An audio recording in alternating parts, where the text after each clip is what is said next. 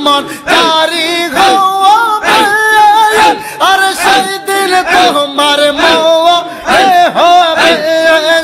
আরে যেদিন সামন জারি হবে আর সেই দিন তোমার মোহে হবে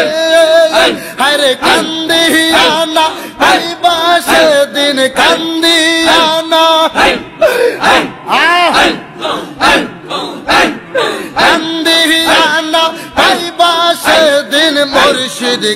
লাহাজান কান্দিয়া না পাইবা সেদিন কান্দিয়া না পাইবা সেদিন মুর্শিদ